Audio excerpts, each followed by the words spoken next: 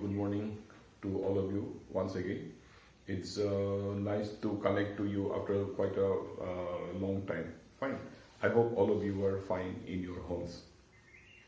Today we would like to discuss something important which is of very current relevance. That is fake news, misinformation, disinformation and malinformation, whatever you would like to say about it. Okay.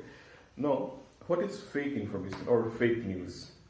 Fake news is something which is not based on proper facts, and there may be many aspects for publication or broadcasting of fake news. That is, somebody might be doing it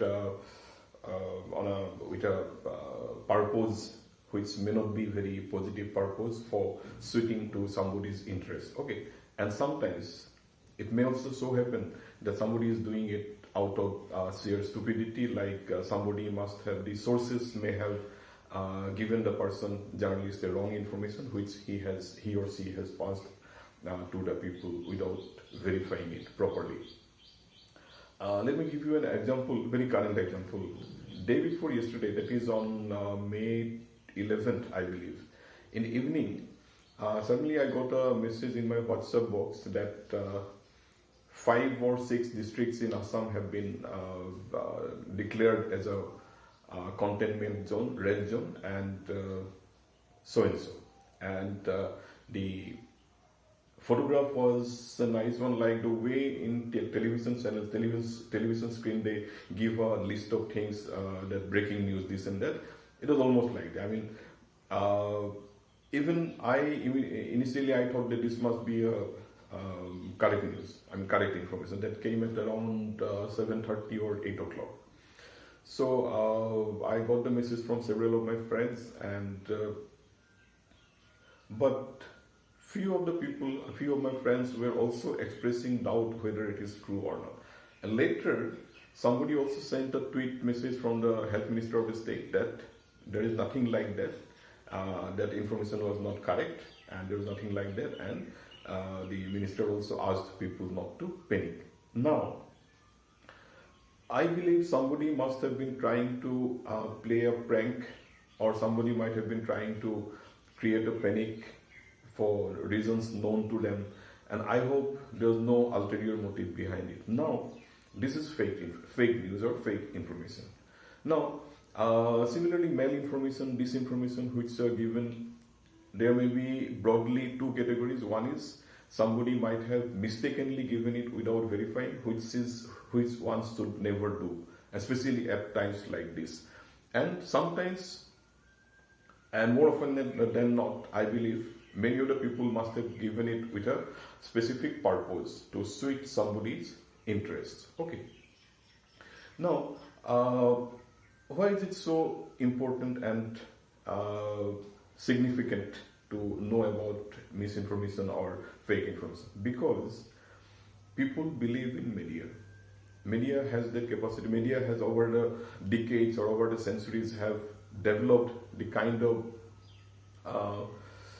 convincingness or kind of reliability in the minds of the people, for which we, the general people, always take it for granted that whatever is being printed in a media or being broadcast in the television channels, news channels, or webcast portals, etc., are true to a very big extent. Of course, it is not 100% that everyone believes nowadays, because of media's fault to a big extent, as well as people's fault also. But it has a definite impact among the people. Fine. Now, we also come to something else. For example, it keeps coming, this kind of news information. Around 2-3 years back, there was a rumor that a major earthquake is going to happen all over the world, or even in India or northeastern region, and what is going to happen. All the news channels and even some of the print media or outlets were speculating what is going to happen, what is the preparedness of the government, etc. etc. Now, I have got it from very reliable persons that you can never predict an earthquake. An earthquake never be predicted. Right? There has been a lot of research going on, and even if it is predicted, I mean, it cannot be predicted, but even if there somebody can claim that there might be one earthquake, it cannot have a definite time frame that it will happen within these 3 days, 5 days, or 10 days. Okay. So that is why misinformation or fake information should never be published or broadcast in the media, because it misleads people. Now, fake information, misinformation, we have become familiar with this word in the last about 5-6 years, or about less than 10 years. But it has been there even before this for a long time, even more than a century before. Fine. And believe me, all these things, I mean, it basically has a history practically from the United States. Okay. Maybe I might have given you an idea earlier, but I would like to say it again. In 1938, this write-up I have written for a magazine. I will send it to you. In 1938, October 30, a drama was broadcast in New York City, I believe, based on H.G. Wells's story. And not New York, I think it is near New York, New Jersey. And there was the story was that aliens have come from the Mars or other planets, and they are taking over the planet, especially starting from the United States. And the name of the place where it was supposed to be, the plot was supposed to have been taken up, was a real city. It's called Groverville. And now, when the drama was broadcast, in fact, I think Orson Welles, there was a very famous Hollywood actor, Orson Welles was the person who was acting in that drama, radio drama. And within hours, there were a lot of people moving out of the city because fearing that aliens have actually come and they're going to take over the city. Okay. So this was, you can say, I don't know how you say, this was, you have to also give a leverage of creators or the writers' independence to write something or to say something which may not be exactly based on facts. It was a fiction, no, drama is a fiction, but it had a very bad impact on the people. Then in 1838 or so, there's a newspaper called New York Sun, which has published some reports, a series of reports, saying that giant man bats like men, I mean almost like a human being, have been collecting fruits and having animated conversations. Goat-like creatures with blue skins, temple made of polished sapphire. They have there was a colony set up where they are setting up, and very soon they are going to colonize the USA and the world. And that item was based on a scientist. It was quoted that a scientist called John Herschel, who was a British astronomer. And in fact, when we were in school, we have read stories about John Herschel, who was working in a church and was very poor, but he managed to manufacture by himself one very powerful telescope. Okay, that is why he is more famous. And he was doing some research work in South Africa. And South Africa, even today, it is quite far. And you can imagine in 1838 how far it might be looking, 1830s or 40s. The news reports were published, and within a short time, the paper's circulation rose from 8,000 to almost 19,000 copies. Can you imagine? Within a short time, within few weeks. And when the editor was later asked that how could you dare to give the quote of such a scientist, he said, see, John Herschel at that point of time was in South Africa. When he comes back and sees the report and he denies, that will take at least 3 months. Until 3 months, let me have my circulation going up. Can you imagine? So you can see, I mean, you can believe that people can go to any length for increasing their TRPs now, and which happened in 1830s. That the same trend is still continuing in many of the newspapers or media organizations. You can't deny it. Okay. Now, let me tell you, British Broadcasting Corporation or BBC has done a very extensive report all over the world that is called termed as BBC Beyond Fake News, which have taken into account India, Kenya, and Nigeria into the way ordinary citizens engaged with the spread of fake news. Okay. It was part of their anti-disinformation initiative launched in 2018. And it was found that majority of the people shared or spread the fake news items on nationalistic fervor for purpose of nation building, in the name of nation building, without going for fact checking. Even in a news report, Assam Tribune in November 2018, it was said that emotion was one of the major reasons for publication or spreading of such misinformation, disinformation, or fake information or news, whatever you say. Okay.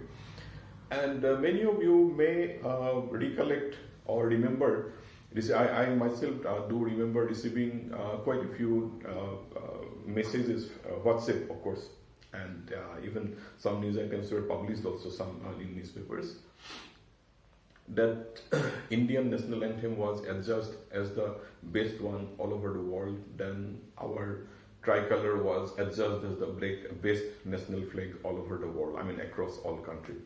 But it was found that there is nothing like these things.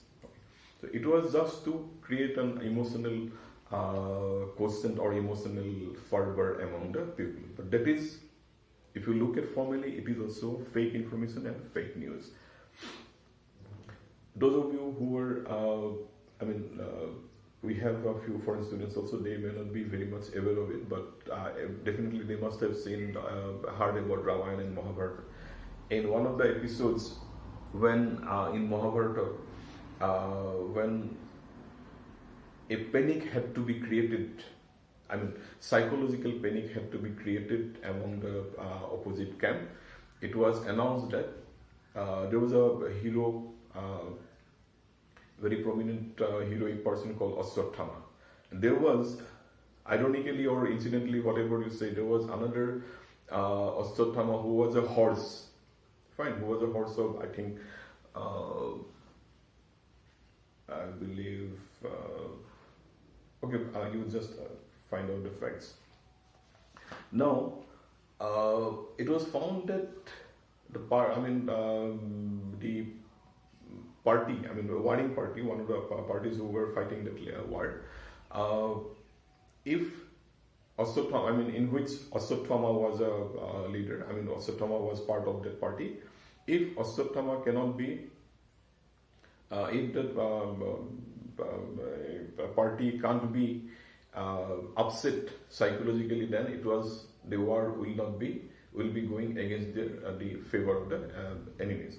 So what the enemy did, they found that the horse named Ashwatthama was killed in a war. In war, everything happens. So they spread a rumor that Ashwatthama is killed. Ashwatthama, the hero, was killed. And when they passed on the information to the messenger, they said that Ashwatthama hoto kintu iti gojo. I think this is a popular item. You must have read it somewhere else. I am saying it again in today's context. Fine. Ashwatthama hoto kintu iti gojo. Ashwatthama hoto means Ashwatthama is dead, but actually it is the horse. So when they say the later part, that kintu iti gojo, they are not horse. I am very sorry. It's not horse. It was an elephant. Now they say the later part in such an inaudible way that the other people felt that it was the Ashwatthama, the hero, who actually died, and a major panic has got in to the party of which Ashwatthama was a part of. Okay, so that is the kind of situation many of these fake news, disinformation, etc. also try to create among the people. so that you panic or you do go according to the way whatever is going to happen at any moment of time, especially at times of elections or at times of national crisis. These kind of things do happen much more. Okay. I can tell you one interesting thing. In 2018 or 2019 early part, or 2018 last part or 2019 early part, there was the Sri Lanka government went for elections. Okay. Sri Lanka government went for elections, for national elections. And there, the fake news and misinformation has taken such a big, played such a big role that there was a major concern was expressed by the country's population. Okay, here it is. Yeah, it was in 2019. Okay, the Sri Lanka elections were held around 19 November of 2019, and voters were concerned about apparent spike in fake news on social media and its possible impact on the 2 days remaining for the actual polling, just before 2 days of polling. Okay. Report quotes a media analyst saying that the scene was dismal because a third of the country's 21 million population were online at present. And while a third of the population use social media, 86% households have TV, etc. And the top 3 ratings leading private channels were openly aligned with one or the other of the main presidential candidates. So you can say how they would be using their might or their power for pushing for their candidate to win. Okay. This is why it is very important that we should always keep an eye on fake news or misinformation. Okay. In fact, the last Chief Election Commissioner of India, just before his retirement, I think it was in November, 2018 November or something like that. An interview was published of him. One of his interviews was published in the Hindu. He said that during the last of his days, they have taken several important decisions in the Central Election Commission of India for implementing a few things and taking up new steps. One top priority thing was that to tackle social media and normal media for fake news and spread of disinformation, malinformation, etc. So you can imagine how much is the significance and extent of the problem among the people. Okay. Now, how do we find out what is fact? I mean, what is fake news or what is misinformation, disinformation? You might be knowing that Facebook, Twitter, etc., all others are now taking a lot of pains and a lot of efforts for making people aware of how to find out what is fact, what is a fact, and what is not a fact, or in other words, fact checking. Okay, this is important. Try to find out from the net what are the apps or what are the procedures for doing it. But on the other hand, unless we can change our mindset, it's not going to happen. I mean, it's not going to be properly effective, because I have written it in the article. In 2018 itself, I had to deliver a lecture in 2018 on National Press Day in Assam. I mean, it is a government organized program in state level program in Hivakagar. There I looked at some of the write-ups. There it was, at that point of time, the chief executive of Twitter was in Delhi delivering a lecture to IIT. He himself expressed helplessness, saying that we are unable to do anything from the mechanical point of view. Now, let us come to a very specific and important point. In the health communication article which I have forwarded to you, if not, if you may not have got it, I will send it again. I have it in my laptop. I have also, collected some information for that article. Now, you must all be familiar that there was a very senior official from World Health Organization who has said that lot of media organizations, portals, books, etc. Were passing on information which were not at all based on science. Okay, about coronavirus or COVID-19. The person made this statement in a program in USA when he went around to the major social networking sites for convincing them to publish or broadcast information only which were only correct. Okay. He said that, according to a BBC report, I think the person's name is Mr. Andrew Pettison, who said that majority of the information were not based on science or scientific facts. Okay. Now, why should the organizations or the media outlets which are publishing or broadcasting such news items not verify their sources properly?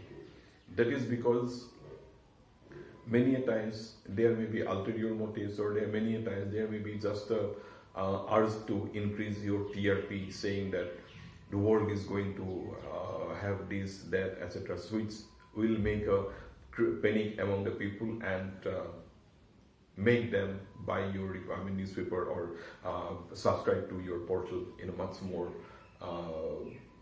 numbers than it would have been otherwise. Okay. Now,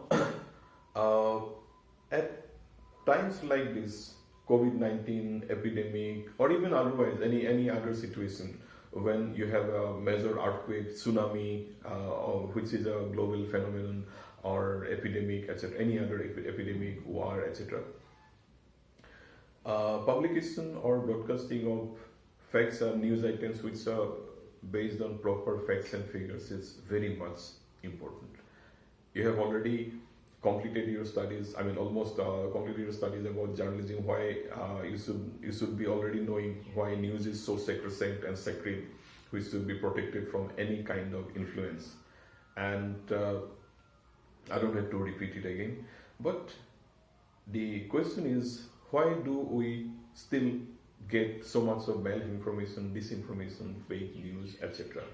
In fact, should there ever have been any situation in which we would have had to deal with this kind of misinformation or malinformation, fake news? It should not have been in an ideal situation, but we still have it because behind every that kind of news there is some kind of ulterior motive somewhere, and going to that base to find out what is that ulterior motive is very much important. Okay. For example, many a times you will find that some news items are given which apparently may look like that they are not very harmful or not biased, but if you read it again and again, you will find that there is some kind of tilt, some kind of bias towards an organization, towards one particular side, or some kind of support to one particular organization, which may be a political party, which may be a financial corporation, which may be a social organization, etc. Okay. So, whenever you read a report, always try to find out what might be. When you read a report which may be praising somebody to a big extent, or which may be criticizing somebody to a very low extent, always try to find out why they are doing so, and always try to go by only those articles or news items which maintaining their balance of allowing both sides to, both sides or all the sides which are involved in that news item to present their views properly.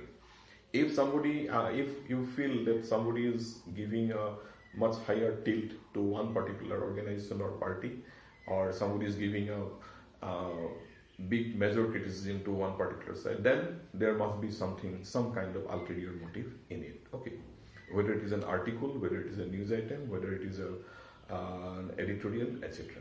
But you should always try to keep in touch with happenings, so that even if there is some kind of unwanted bias in an editorial writing, in an article writing, you can find out. Okay. So that is why malinformation, fake information, disinformation, whatever you say in these categories, all these categories of information and news are a very bad precedence for our society. Fine. Especially as we are from the world of media, we have to live up to our responsibility of making people aware about them. And in this regard, there is something called media literacy, which will be very important for knowing what kind of motive a particular news item or particular article, anchor level or column is actually going to have on the people. If a media organization is purely supporting, you are a known, it is a known supporter of one political ideology or one specific kind of financial system, that is not a problem. But if a media organization is supporting any development in a very advantageous look, advantageous means trying to take advantage, undue advantage of both sides, even if it is, say for example, left ideological policy is coming up, and it can see some kind of advantage in it for itself, it is supporting it. Again, at the same time, if tomorrow some right-wing countries or capitalist minded policies are coming, they are supporting it again. That is taking undue advantage of the situation. Always they should keep to their principles. And again, whatever happens, see, I personally am not a political person, but for me, all political parties are same. Whether it is BJP, Congress, Communist, Socialist, Samajwadi, AGP, everyone is same. Fine. Only the names and colors are different. Okay. And the scale of ability, disability, whatever you say, are different. Nothing else. Now, that doesn't mean that I will be criticizing each and every policy the government comes up with. There might be some good intentions also time to time. Not all, of course, as you can very well understand. But we have to be a balanced person. But I may be having some personal opinions about something which may be biased. But when I will be writing, I will be trying to talk to students, or I am giving a public statement, or when I am editing a newspaper, or when I am in the process of, I am a journalist, I am giving news items and I am collecting news items, then I must maintain my balance. I must give equal sides for equal opportunity for expressing opinions from both sides, to the opposition as well as the ruling party, as well as if a government comes up tomorrow. Yesterday the government has come up with a special policy of 20 lakh crores of rupees or something like that for reviving the economy. You see, there is a standard development that we tend to see all government policies and programs like not meaning much, and basically done only for collecting their political advantage, nothing else. But even then, we must not allow people to feel, readers or the masses to feel that we have given our opinion just based on our personal bias. We should talk to experts who are equally well versed with this kind of policies, and take views from both the sides. Okay, then only we should give it. So this way we have to fight fake news.